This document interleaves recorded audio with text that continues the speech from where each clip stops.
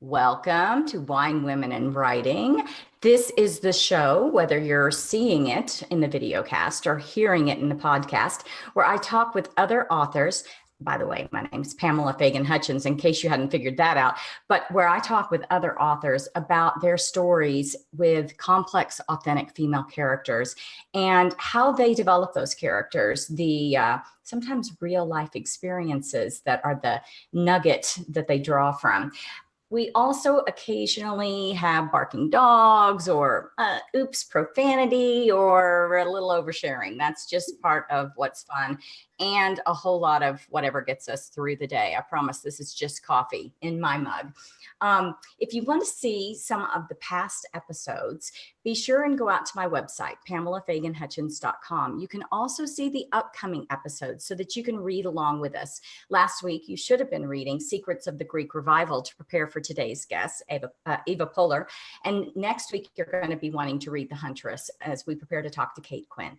So while you're out at my website, do not fail to notice that I have a new trilogy that's been released. And don't let me stop you from downloading a copy and catching up with that as well.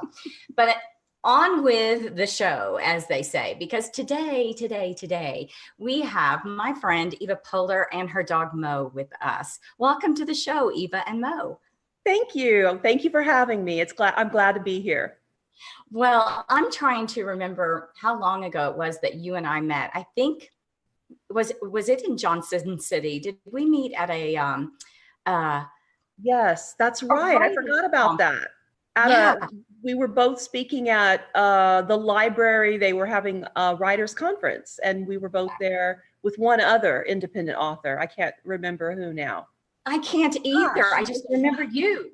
You're just larger than life. But that, and you were so kind, and we stayed in touch and things like that. It was a rainy day in Johnson City, or a cold day or something, but it was a lovely experience.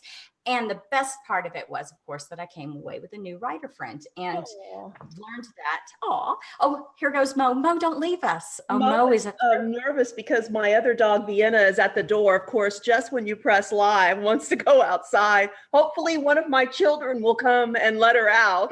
Hint, hint. Yeah, exactly. For those of you that are on the podcast version, what you're missing is he a Schnauzer or a Schnauzer mix? A mix of miniature Schnauzer and we think long-haired Dachshund. We're not positive. This is a rescue dog from her. He's a uniquely beautiful individual, and he's on her neck almost like a stole. They're snuggling. So, and of course, my Boston Terrier Petey's over sunning, so we may hear from him soon. But anyway, so Eva and I met long ago, and one of the things that I found very interesting about you is that you're a multi-genre writer, and we're here to talk about one book in one genre. But first, I wanted you to tell me a little bit about the breadth of what you do, if you don't mind, so that people get a sense of you. Well, I have 3 genres. I have thrillers, mysteries, and young adult fantasy based on the Greek gods. And I love flip-flopping back and forth between the genres. I am a big Greek mythology fan, and I love, going on adventures as my characters and meeting these gods and trying to revise the pantheon. But I also love psychological thrillers and really eerie, creepy things. And then I love the cozy, fun mysteries too. So I read these different genres. And when I was first getting started, I didn't really understand the concept of branding and how much easier it would have been if I would have just stuck with one genre. So it was not an intentional thing, but I've managed to make it work. I have many readers who actually cross over. That wasn't the case in the beginning. In the beginning, it was like 2 separate markets that I was dealing with, but somehow I was able to pull in people who love reading all genres. And so luckily it's been working out for me. It's wonderful that it is. And, true readers are readers and true fans are true fans. And I should have mentioned earlier that Eva is a USA Today bestselling author. She's got some fans, and that's wonderful that you've gotten the crossover. Now, the Greek mythology, my brain is creaking. I'm trying to remember things I've known about you through our acquaintance. But did you teach Greek mythology? You were a college professor, right?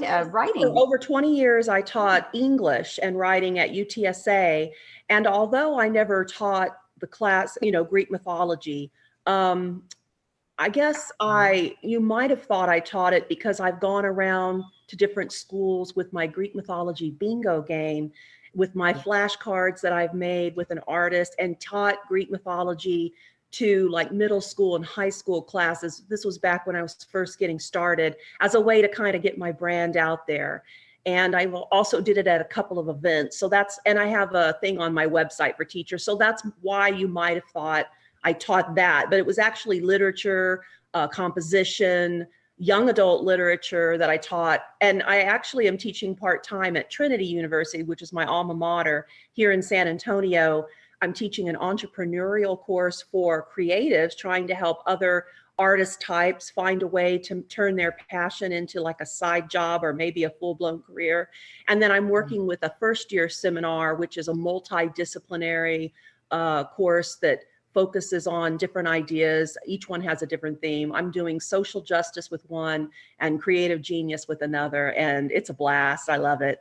That sounds totally fun. I would love to do something like that. Hats off to you for carving out something that's the very best of what you did, in your career. You're getting to pick the fun stuff now, it sounds like. Not that all of it, I'm sure, wasn't fun, but some of the really super fun stuff. Yeah, I'm thinking that must be what triggered me thinking that. And then you and I were talking just a bit beforehand, and I promise I'm going to switch back to your mysteries. But you and I were talking beforehand about the element of game, and you're being go on your website and the things you'd go around and show the students. But you were approached recently to do something kind of cool for your upcoming release that I would love for you to share. Yes, out of the blue, I was approached by a game developer who wants to create an interactive game, both on a web-based game and an app-based game, where the player chooses from multiple different options where the game will go. So, for example, you can choose your love interest among these 12 Olympians. Who is Cupid going to make you fall in love with? You get to choose whether you're going to face the Hydra or Cerberus, whether you'll use cakes or a sword, So when he approached me about that, he wanted to base it on an existing novel called The Gatekeeper's Challenge, which is the second book in a saga. But I decided that I thought it would be better if the main character was you. And I wanted to write the novel with you, and it's in present tense, so that, because I worried that The Gatekeeper's Challenge, it's a female heroine, and I wanted it to be appealing to boys as well. I wanted it to be appealing to any gender, any sexual orientation. So I thought if it's you and there are no pronouns that are used, it's always the mortal, so that way everyone feels included in this game. So that's cool. What made me decide to go ahead and write a new novel that's actually interactive. And it comes out June 12th for Amazon and Google Play. And then it comes out June 17th at the other vendors. That must have been quite the project. It's a beast. Having the bookmarks and the hyperlinks to all these different segments of the story, it has, it's really taken a lot of organizational skills to keep the variations and everything consistent. It's been fun though. It sounds fun and hard and time consuming, but a labor of passion and love, and what a fun thing. And so different from, like we're talking earlier, multi-genre Eva here, so different from Secrets of the Greek Revival and your other Mystery House series books, which is what I read as we prepared to talk. So let's totally change gears. Okay. And when did you start writing these? These are more cozy, but cozy supernatural. I don't even know if I'd call them cozy though, because they are serious mysteries with a more serious tone, but cozy in that you have a high concept theme that that carries through the books and a supernatural element. Would that be accurate, or have I just missed it completely? No, you are. I call it Nancy Drew meets the Golden Girls, with kind of like a If This House Could Talk vibe, because they're trying to find out the history of the house or the building. In a later book, it's more of a warehouse that they're working with. But I got this idea. The characters are loosely based on me and my two best friends. I And want to, yeah. yeah, we got together all the time and talked about how we'd love to flip a house together and travel and do all these things. And unfortunately, life hasn't led us in that direction. So I just started fantasizing about it. And so I started in my hometown of San Antonio with Secrets of the Greek Revival, and I actually meant it to be a standalone.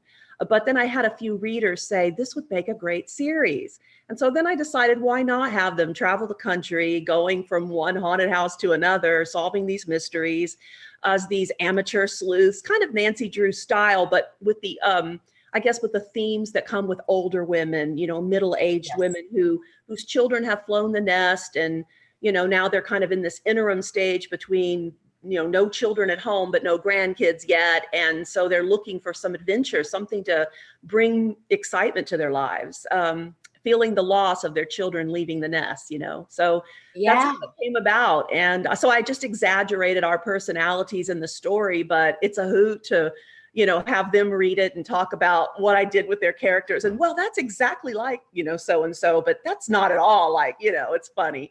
Did anybody get any hurt feelings, or were they overall, they understood the creative process? Oh yes, they've been very supportive and have totally understood. And I always remind them that these are exaggerations. So It's very hard for people to understand that good fiction is about the dramatic and the extreme. If it were just your regular life, you'd be seeking peace and you'd want everybody to be nice and happy. But you got to take the flaws and poof, you know, yes. explode them to make fiction a page turner. So it can be hard for people. Right, especially when you want readers to feel the full gamut of human emotion. You know, you Yes. have to exaggerate, you have to bring in the tragedy and the comedy at its most extreme, right? Absolutely, absolutely. And in fact, one of the things that I think that when you read a book and you think, gosh, that person could be real, in actuality, if you knew that person in real life, you'd be like, oh, enough with your drama, mama. You know, it would be, they'd be someone that would wear you out. But getting to know all of those flaws on the page really helps. And you didn't shirk on the flaws with these. Now, are you Ellen in this book, Yes, or are you one of the other characters? Can you I tell am me that? Ellen. I am Ellen. Yeah. So Ellen is your lead, if you will, in Secrets of the Greek Revival. I haven't read the others. Do you rotate the spotlight? You write with I other keep the women point more of at the view more, forefront? no, I keep the point of view more closely aligned with Ellen. And Mhm. but I do feel like each of the other two characters have moments in various books where they are kind of a little more of the focus, but it's always Ellen's story. It's always from Ellen's point of view. So I, it's fun because when you can take your own the spotlight and put it on yourself, if you will, and see, can I do this without flinching? Oh, what can I pull from me? And then realize, yeah, to make a really good fictional character, I'm going to have to be even worse than I am. You know, I'm going to have yes. to make what all those things you hate about yourself make them bigger. Absolutely. So had you ever written stories where you so closely identified with the protagonist before? Well, in the Gatekeeper Saga, which is my young adult fantasy based on Greek mythology, the main character is a kind of a combination of my daughter and me. So I originally meant it to be more her, but as I wrote the story, she just sort of started taking on some of my characteristics too. But Which Ellen is is probably going to really, happen to your daughter as she ages as well. maybe I don't know if she would want that, but but Ellen is the only one that is really very closely me, and because most of the others tend to be a kind of composite of different people that I Mhm. know. Yeah. And as this story itself, it has a very dark mystery to it. I mean, there's some really serious, no spoilers, but some serious things in the past that have caused this house to be haunted. And it's, you know, evil, bad people stuff. Any inspiration in real life for the story, or did that just come from the fertile imagination of Eva Pohler? It came from the short story written by Charlotte Perkins Gilman's The Yellow Wallpaper. It was something that I read as a college student and then later taught as a professor as an example of an unreliable narrator in a short story. It's about a woman who, this is this is probably in the late 1800s, I would say, that the story takes place. Sometime after the Civil War in America. She has just had a child and she thinks she's going to these ancestral homes for a summer vacation. But you find out that really her husband he has put her in an asylum because she has postpartum depression. And this was based on an actual doctor named Weir Mitchell who came up with this rest cure for women who become hysterical or have these problems. Yeah. And many times they were just depressed, or putting them in isolation in these homes only made them worse. And so wow. I kind of imagined this scenario where this old house in San Antonio in the King William district may have been used as this, because they were homes, they were estates that were turned into these asylums throughout, the country. And so I thought, what if we had one here in San Antonio? So that's where the story came from, was from that short story that was actually based on a true doctor and his rest cure. That gives me just the creeps as somebody whose hormones have wreaked havoc in her life. I mean, I'm sorry, honey, I know I'm difficult, but as someone who's had a lot of issues with behavior, I've always said, first of all, that we had monthly visits from the werewolf. I've called it the werewolf of Houston because that's what my hormones did to me.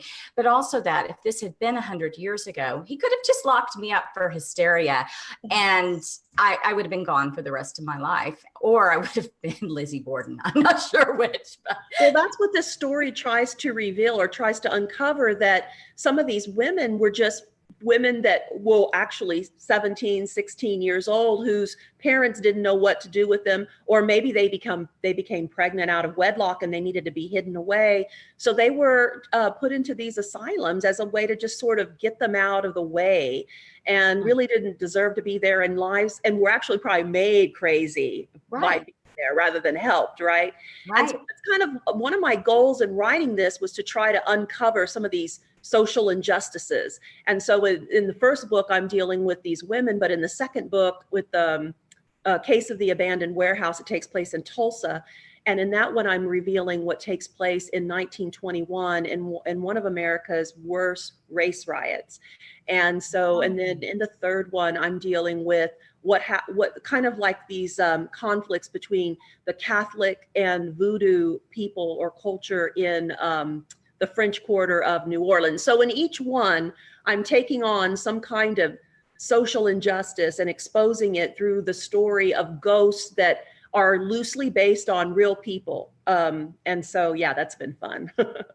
And to me, that's somewhat similar to what you're doing with the Greek mythology, with the YA, is taking something about a known quantity, the past or the mythology, and breathing new life into it and pulling it forward. It's interesting. Well, thank you.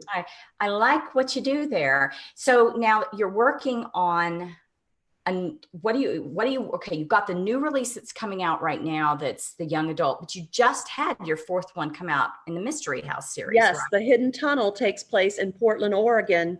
And that one too is trying to expose this true history of Oregon, of Portland.